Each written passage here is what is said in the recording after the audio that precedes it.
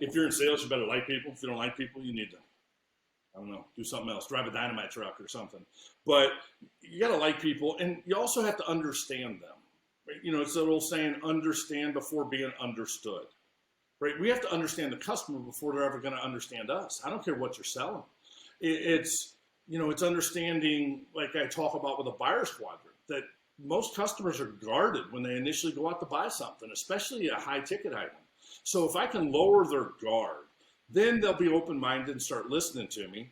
Then when I make it about them, when I can help create mental ownership, give them solutions of how this product's going to make them better, how I'm either going to, it's kind of pleasure or pain, how I'm going to solve pain that they have, or I'm going to give them more pleasure based on what they're looking for. Then they're confident that I do care about them. And then when we sit down, if we have to negotiate, now there's trust. But it really is about understanding the customer. And I think it also goes to being able to leverage the emotions of a transaction. You know, in buying cars, it's a pretty emotional decision, right? When people come out, they're pretty excited for the most part. There's some fear, like, oh crap, what are we going to go through? Because, I mean, face it, it's well-earned reputation that car dealers have gotten over the years. And I joke around, but what other industry actually would you treat people like you treat car salespeople?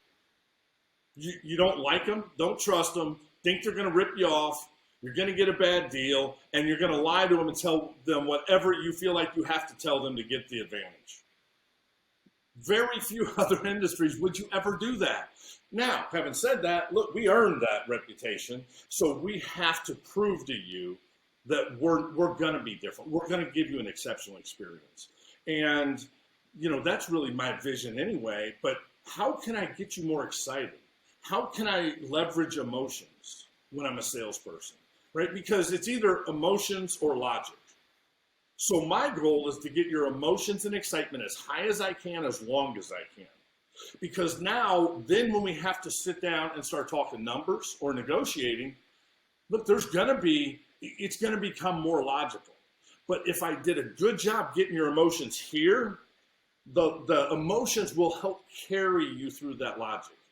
And, you know, how do I know when I'm a good negotiator? It's when we're good at presenting. It's when that customer wants to buy my product more than I want to sell it. That's the key. It's one of the golden rules, right?